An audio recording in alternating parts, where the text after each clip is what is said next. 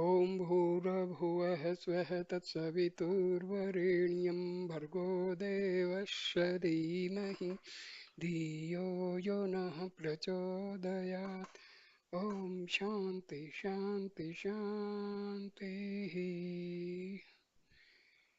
Namaste, my dear friends. Today I am giving you one very good video on Ellam Ondre, that means all is one, a wonderful book that was prescribed by Bhagwan Sri Ramana Maharshi to his devotees. He used to say, if you want moksha, write, read, and practice the instructions in Ellam Ondre. Bhagwan Sri Ramana Maharshi. On another occasion, Anamlai Swami says that on another occasion, when I asked Bhagwan to select some reading material for me, he gave me a short list of 6 books: Kaivalya Navnitam, Ribhu Gita, Ashtavakra Gita, fourth Ellam Ondre, fifth Savrupa Saram, and sixth Yoga Vasistam. He laid particular stress on Ellam Ondre, telling me, if you want moksha, write, read, and practice the instruction in Ellam Ondre. Who said this? Anamlai Swami, where it is occurring in the book Living by the Words of Bhagwan. A French devotee who could not speak English and was living in Sri Ramanaswaram during my last visit asked me to go with him to the Anamlai Ashram for a visit on some personal matter. While I was there translating for this devotee, I noticed Anamlai Swami's book Living by the Words of Bhagwan for sale. I immediately purchased it, and while reading through it found the reference to all is one.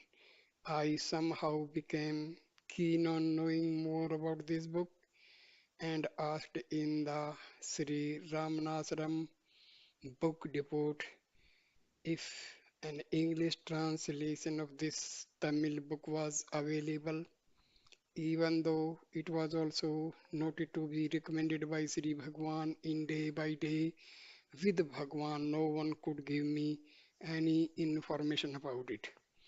4 or 5 days before my departure, something made me remember that probably in the Anamlai Ashram I could find out some information about the book. The ashram manager told me it was only available in Tamil and that the last English translation had been printed privately sometime around 1950. However, he had a photocopy of that translation and allowed me to copy it for myself. Around the same time, a French devotee with whom I had earlier discussions about the book came to me and showed me the French translation. In spite of it being printed in Pondicherry, she had purchased it in Paris.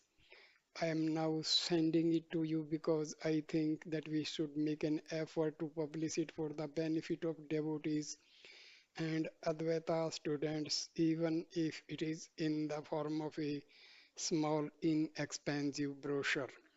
It appears that this 19th century anonymous composition was highly valued by Sri Maharshi, and for this reason alone, I am sure many will be interested in studying it. A letter from Eurico MS Saraiva, Lisbon, Portugal. Table of contents. Each chapter contains 10 points for your contemplation meditation. This book was created from a scanned copy of an early translation and differs from some other versions that appear to have edited this earlier version by changing or adding wording.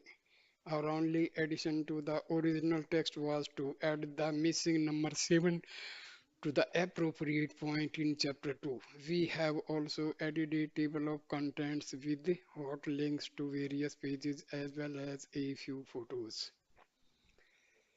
The chapter number 1 is unity, number 2 is you, number 3 is God, number 4 is peace, number 6 is action, number 6 is ego.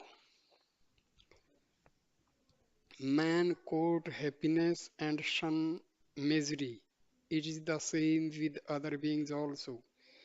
This holds good for the common run of mankind, but the higher order is bent upon right conduct, enduring patiently the good or evil that it may bring.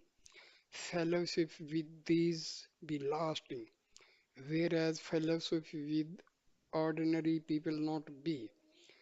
Good will result to the world through fellowship with the higher order only. The question then arises, what is right? The point is important, but the answer has not been found. Why? Because what is right is determined by circumstances. However comprehensive a work may be written on the subject, there will always be circumstances not envisaged by the author.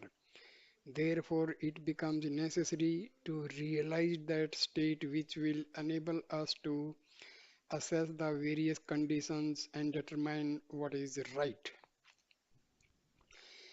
That state is only, that state is one only. There are no states like it. Although it is single, it is extraordinary that the worldly wise consider it exceedingly rare. Nothing can be more extraordinary than this. That unique state is very clearly taught in the Upanishads. In this book, I have put down the same truth according to my understanding. I have considered it my duty. I do not claim originality. The six chapters of this book are so closely interrelated that some point which may be expected in one chapter may be found in another. Again, a few points which may not be clear on a superficial reading will become clear upon closer study. More may be gathered from major works or sages. Universal Mother, Master, True Sivas, author. Now, before I start the book, let me say some few words. See, there is a word called absolute. That absolute word is actually related to Brahma because everything in this universe is originated from Brahma. Brahma is one. So, the source of this world is one. Our soul is part of Brahma. Soul of every living being is the source for every Atma is Brahma. That means the source of my Atma, your Atma, and Atma of others is the same. That means that is one. Atma of everybody is one because that Atma of everybody is connected to Brahma. So everything is unity. There is no other. There is no second, third, and fourth. Everything is one. Divinity is one. So keep this in mind whenever we say myself, yourself, himself. This is nothing but related to Atma, Atma and Paramatma both are one. So this unity we have to keep in our mind, then only you can understand this book. Because this book was liked by Maharshi too much. You have to go through this book many times. You have to sit, contemplate, meditate on its contents, then you will be able to understand. Just by reading and listening, it may seem to be unclear, but when you sit and contemplate, you will understand. Keep the clue what I have given that everything in this universe is originated from Brahma, the God that is one, only one, only one. So this unity is indicated by in all the chapters of this book. So now the first chapter starts. The chapter is unity. First point, all including the world seen by you and yourself, the seer of the world is only one, I told you. Because everything in this universe is originated from the Brahma. That means source of everything.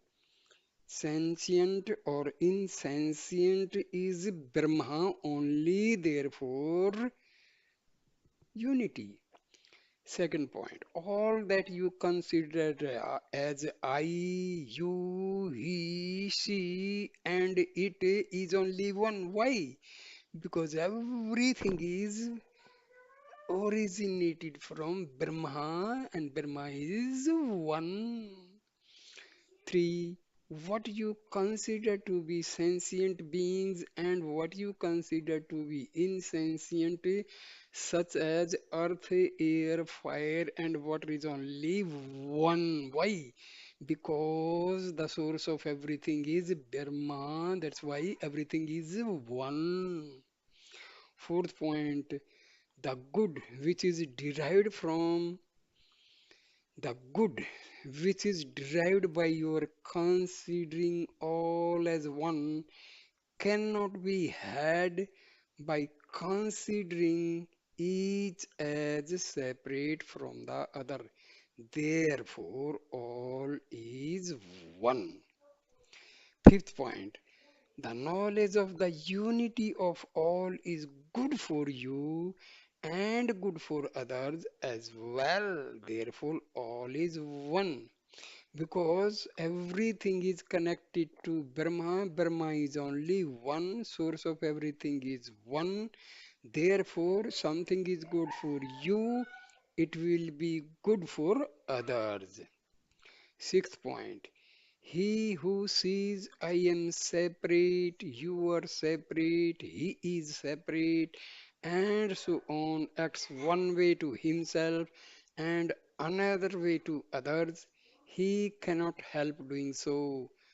The thought I am separate, others are separate is the seed from which grows the tree of differing actions in relation to different persons. How can there be any lapse from righteousness for a person who knows the unity of himself with others? As long as the germ of differentiation is there, The tree of differing actions will flourish even unaware. Therefore, give up differentiation, all is one only. All things are originated from a single entity, that is Brahma. Seventh, ask if in the world all things appear different, how can I consider all as one? Is there any way of gaining this knowledge?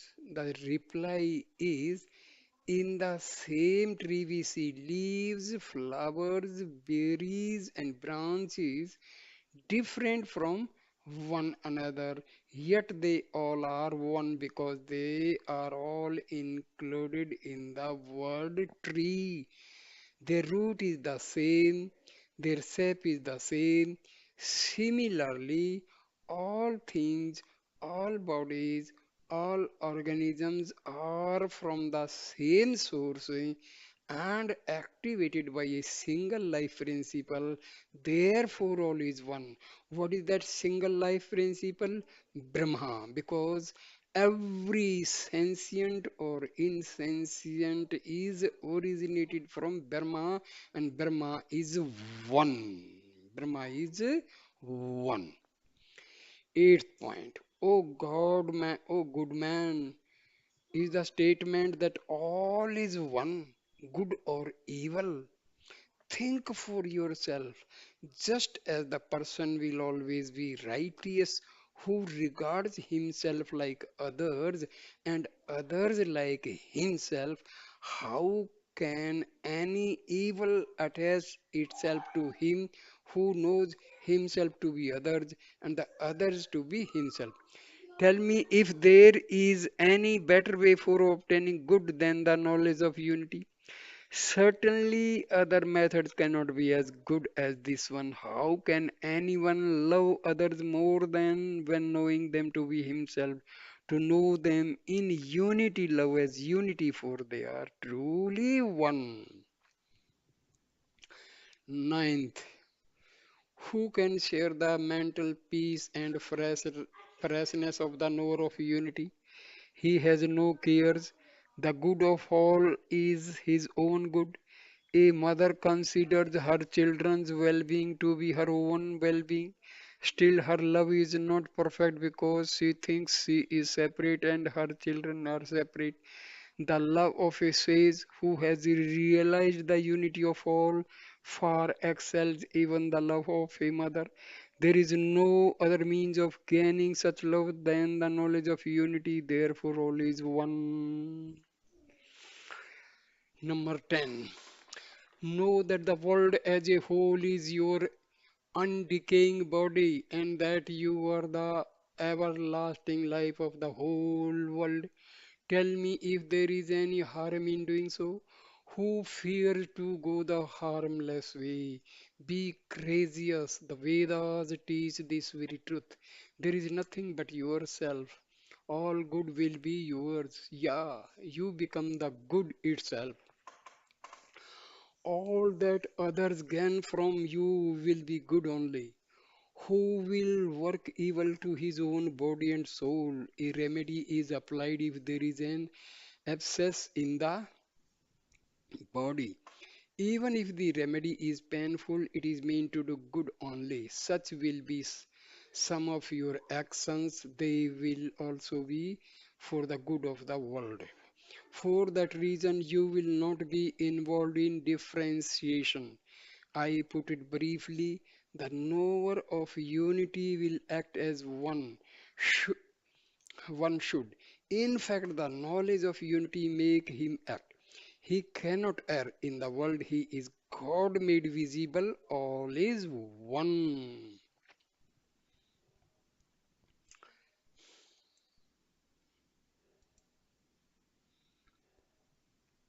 Next chapter number 2, you. First point, who are you? Are you this body? If so, why are you not aware of a serpent crawling on it when you are in the deep sleep? So, then can you be this body? No, certainly not. You must be other than this body. Second, sometimes in sleep you dream.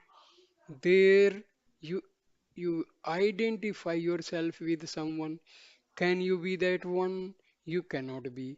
Otherwise, what becomes of that individual on your waking?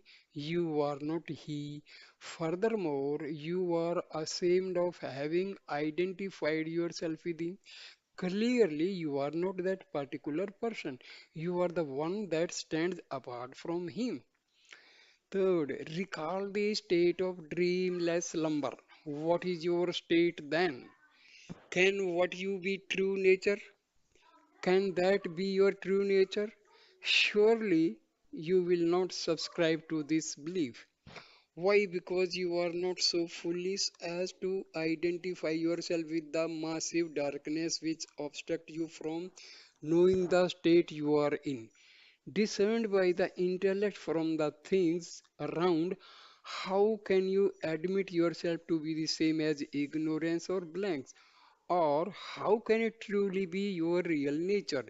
It cannot be. You are the knower who knows that this state remains one of dense darkness veiling your true nature.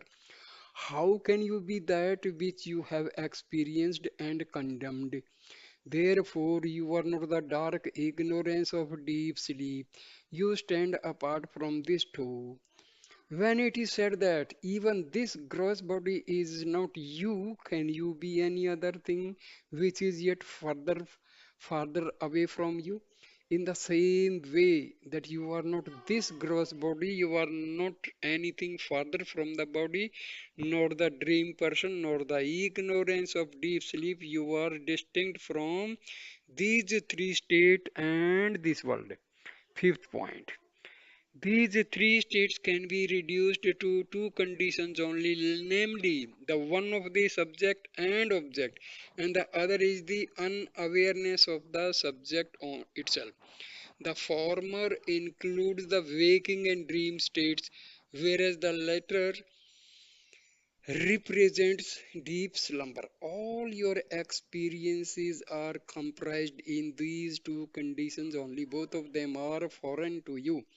Your true nature remains distinct from them. 6. If you ask what that is, it is called Turiya, which means the fourth state.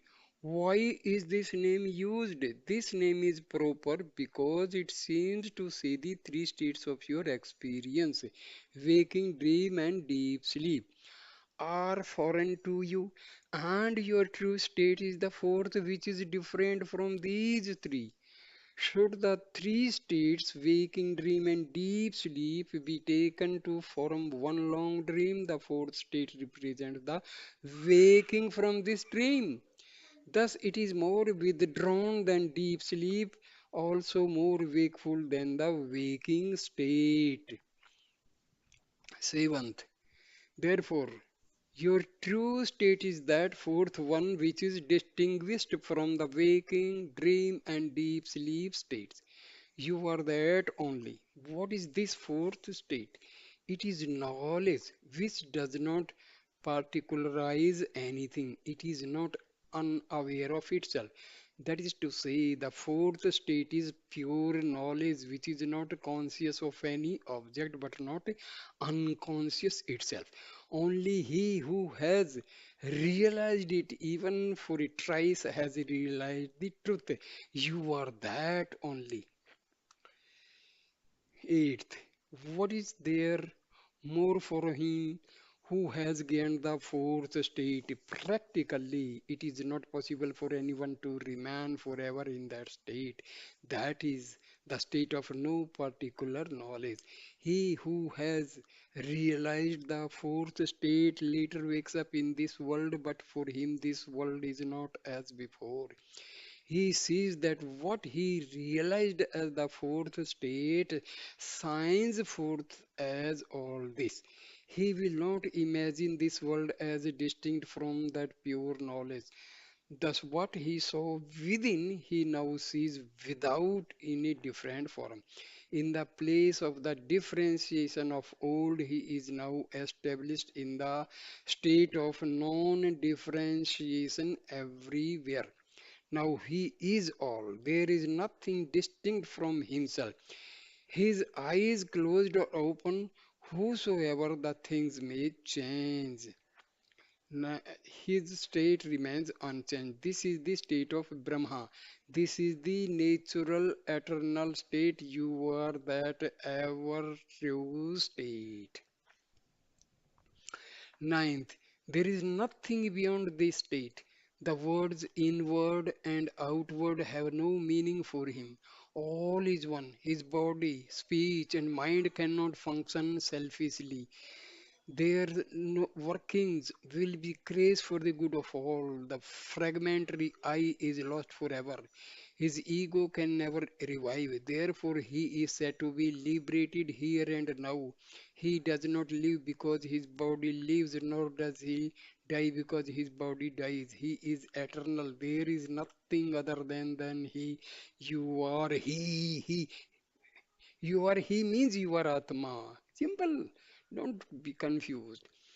Number 10. Who is God? He is grace. What is grace? Awareness without the fragmentary ego. How can one know that there is such a state? Only if one realizes it. The Vedas allowed such a one as having realized God and become one with Him. Therefore, the greatest good that one can derive from the world and the greatest good which one can render unto it is to realize this state. In fact, there are no states besides this.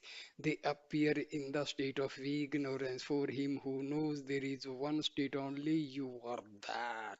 What is that state you are talking?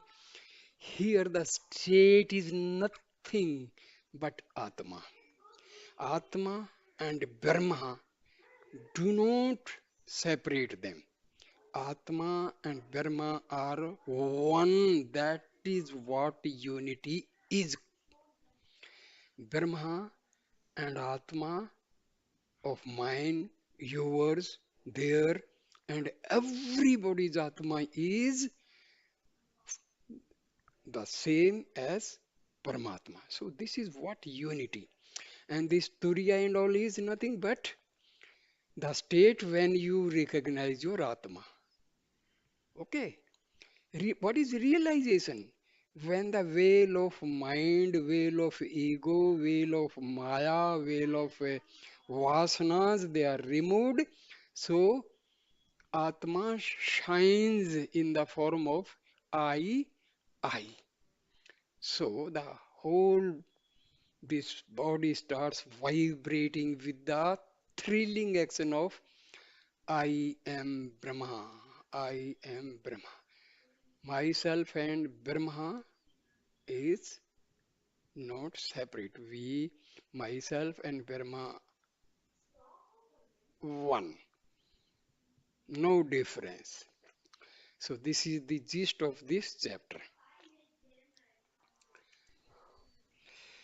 Next chapter is God. First point, who is God? God is He who has transcended all that is seen by us. He is beyond everything what we see in this world. If transcending this world, is there no relation between him and this world? Not a particle here is unrelated to him. That means everything is related to God. Then what is meant by transcending the world? The world comprises us and the objects seen by us. In other words, the animate and inanimate together form the world. What shall we say of him who created the beings and things? Of these two, we say the conscious beings to be superior. All that we can all that we can apprehend is that he belongs to the higher order of beings known to us. Our intellect cannot proceed further. Thus, our Creator is superior to us. He cannot be apprehended by our intellect. Therefore, his name transcended being. Kadabul means that he surpasses our intellect. Hence, his name is Kadabul, transcended being. Number two, can God then not be made known to us? Not quite so. In a way, he is known to us. This much of his grace is enough for us. We have no need for all his greatness. He has made known so much of his greatness as will suffice to eradicate our misery. There is no reason for him to reveal a jot more of his power than is necessary to remedy our defects in the present state. Thus, he is known according to our needs, nay, he is in our grasp. However, limitless, he is within reach of our knowledge to some extent. Third, what is it which brings him within reach of our knowledge? That he is known as being consciousness bliss. Sat Chit Anand. Satchidanand Savrup. Being denotes that which is imperishable, that which exists forever. Being means Atma. Being means Brahma. Remember these things. Do not be confused by these words. Being means Sat, which is ever existing, which never perishes, and that is God and Atma. Should he become non existent at any time? Who is his destroyer? Who created him, since the perishable nature of all leads to the inference that they are lorded over by one who is imperishable. This important this immortal overlord is God. His imperishable nature is being, that is Sat. Sat means that is ever existing. Now, what is consciousness? That is called chitta. By consciousness, we mean knowledge. This is absolute knowledge and not like our erring intellectual knowledge. Irregularity or mistake cannot stain its actions. It is knowledge, pure and simple. Frequently, he teaches us saying, your knowledge is irregular and erring. How orderly are even the insentient objects of his creation. It is known to many how an atheist was taught a good lesson when he derided the scheme of things, saying, why did he make the seed so small for the banyan tree which is so big? That an insentient thing is found in good order and later becomes useful implies a conscience agency at work. Can a simple insentient thing do something which is possible for unfailing knowledge only? Or can't it be done by our inadequate knowledge? No, it can never be. Therefore, God is said to be consciousness, chit also. Now, what is bliss?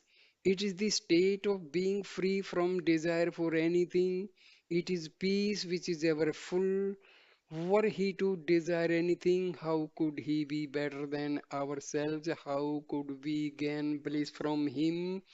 He himself would require another being to fulfill his desires, but who would think him to be so? The state of self contentment is that of bliss also, therefore, he is called bliss ananda. The three, being, consciousness, and bliss, are inseparable.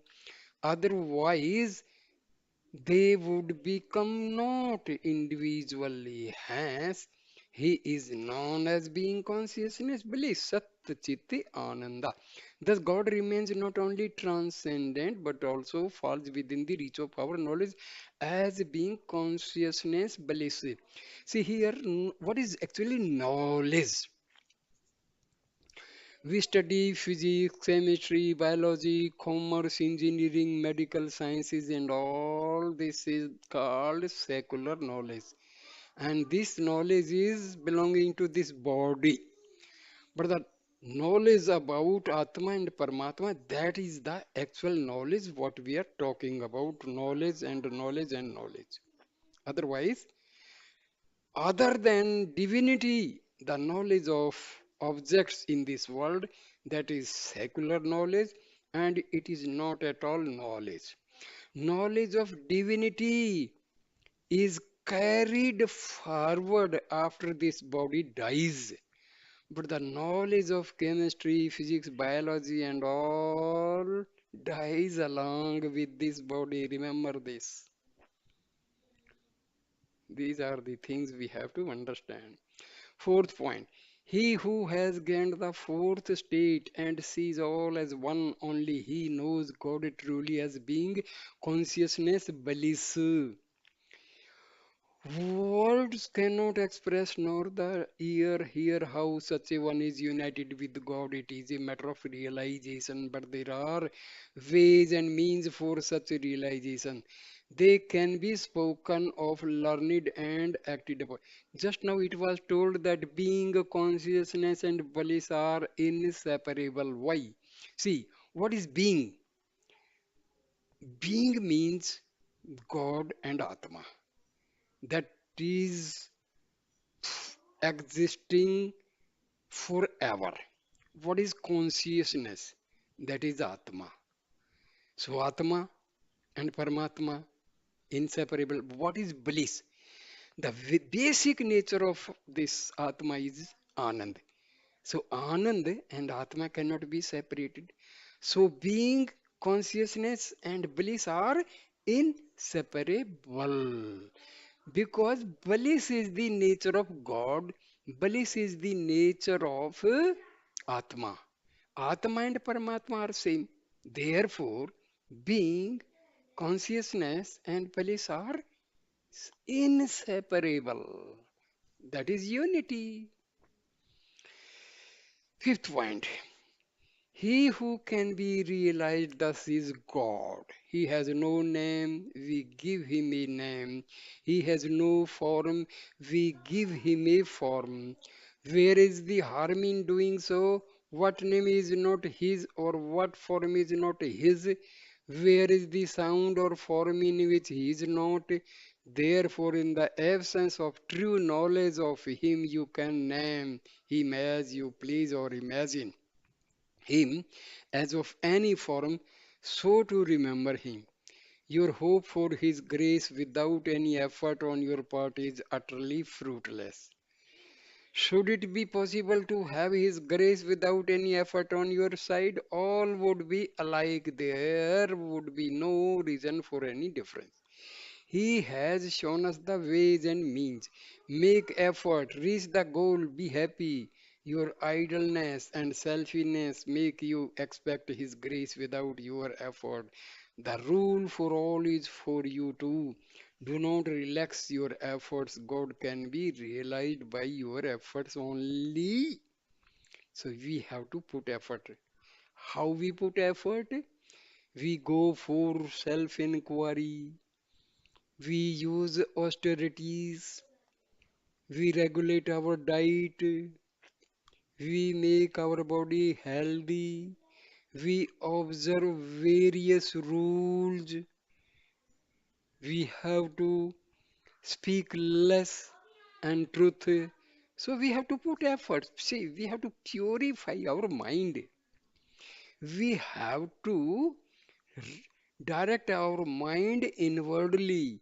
We have to direct our ego inwardly. We have to eradicate our vasanas. We have to have control our tongue in two ways, by speech and by taste. So we have to put efforts. Sixth point, there is an effort which excels all others. This may, however, appear to be less effective than devotion to God with name and form. Nevertheless, this is the more efficient. It is simply the love which you extend to all beings, whether good or bad. In the absence of such love to all, your devotion to God amounts to a mere parody. Of what use are you to God that you seek fulfillment of your desires from God without doing your duty toward the needy in the world must be attributed to your selfishness. In God's presence, there is no use for such. The workings that take place in His presence are all unselfish. Therefore, think that all the centers are His and He is in all the centers, and thus He devoted to Him. God is truly bound by such high devotion. See, we pray to God. Our prayer must be selfless. There should not be any selfishness. So, selflessness is the basic tenet of prayer. Whenever we make a prayer to God, we request anything, we demand anything from God, make sure that demand must be on behalf of each and everybody in this universe. Oh God, give me peace. No, oh God, give all the living beings on this earth peace. Oh God, shower your bliss on all the living beings on this earth. Oh God, make all of us healthy. Never say for me. Never, never, never. That prayer will never be granted. Your prayer can be granted when the prayer is not having the selfish demand. So your prayer must be selflessness. It must be combined with selfishness. There should not be anything like selfish. Seventh point. As you go on ascribing names and forms to God and showing love to all because you have understood all names and forms to be His, your mind will gradually mature. Just as the taste improves with the ripening of a fruit, so also you will recognize the waxing of good and the waning of evil in you. As your mind matures, there will come a time when you should meet your master. This is not to say that you go to search of him or he comes in search of you. At the right time, the meeting will happen. All are moving in their own ways. Your fitness brings you together, makes you trust him, makes him teach you the right way, also makes you follow his instructions. That is the state way to reach God, which is to gain the fourth state. You will follow the way and teach your goal, which is being consciousness bliss, which is God. So, never be selfish. Even while praying, pray on behalf of each and everybody, be he good or bad, be your friend or foe, irrespective of in what way one another is related. Always pray for the welfare of everybody without any selfishness. So you must be selflessness, not selfishness. So your prayer must be with selflessness, not selfishness. Eighth point. The way shown by the Master is final, state, and making for unity. It is well tried, natural, and free from pain. When you are following the way shown by the Master, doubts will not arise. There will be no fear, or not fear and doubt, the characteristics of the ways of darkness. How can they meet you in the way of truth shown by the Master? In this manner, the way will itself speak to you and say that it is the right one. In that way, there will be nothing more for you to do but to meet your Master and learn from him. That way will be familiar to you as the Master and God have made it so. Before you, he had treated the way, he has shown you the way, and you are following him. To how many will you show the same way? And how many more will follow the same way later? Obviously, fear and doubt have no place in the way of truth. When once you have taken a step forward, you will step back. The master's help is only for the first step forward. You need not do anything for your master in order to have the way shown to you. Know him to be the messenger of God sent down to disclose the way to the fit who have become ripe by their own efforts in either or both the direction mentioned earlier. It is God who sends his godly messenger just when you are ripe. Remember this. See, when your mind and you are completely purified, your ego is purified, your vasanas are gone, bad vasanas are gone, negative vasanas are removed. That time you are a ripe soul, you are a ripe sadhaka. That time God will send someone as your preceptor. God Himself may come or may send some other person, or see, remember, it is not bodily presence because God is what? Energy, power. So you will definitely receive the help of God in one way or the other way. It may be physically, it may be subtle ways. So don't worry, but you will be definitely given help by God. Ninth, practice with faith in the period of ignorance is called bhakti. The same with knowledge is called jnana.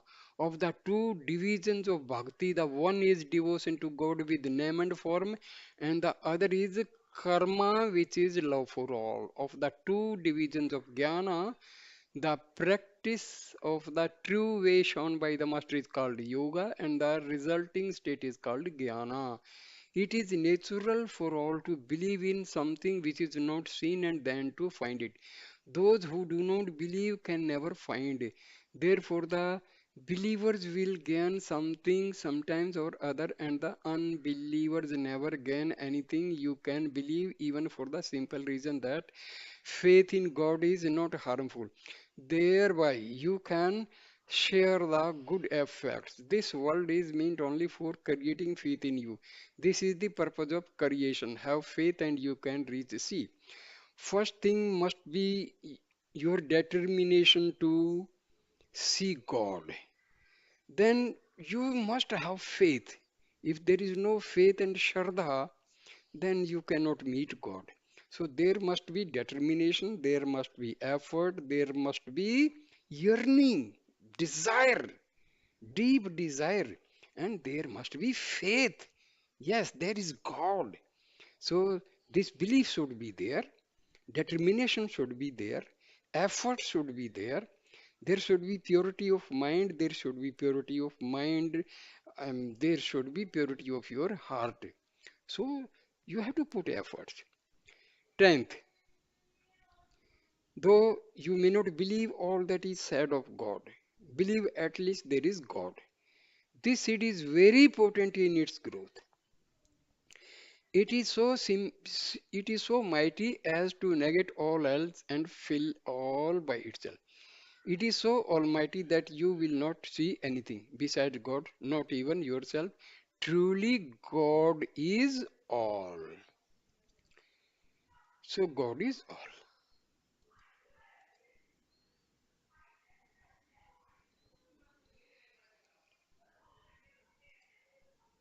So we have covered so far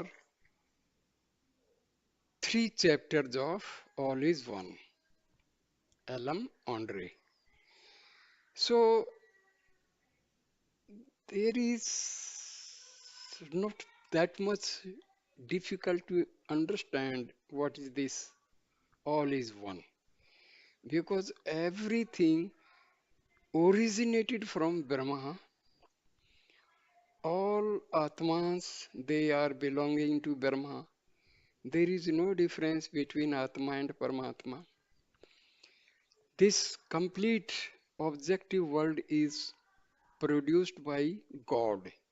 So everything insentient or sentient belongs to God.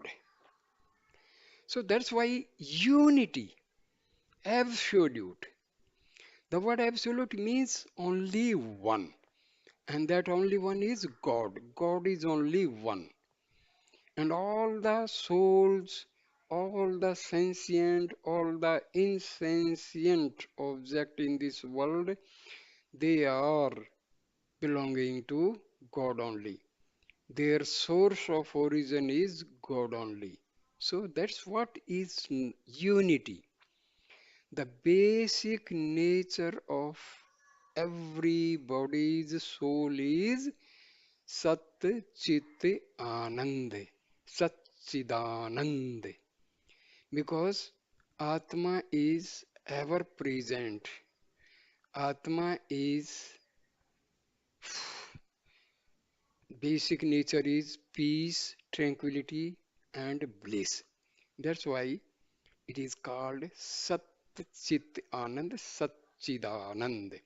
Everything in this universe is belonging to God. That's what is known as all is one.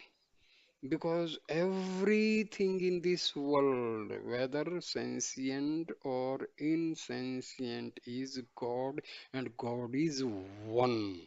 So that is the meaning of all is one. So first part of this book I end here, and please share, like, and comment on this video and subscribe my channel. Thank you, my dear friends. Thank you so much.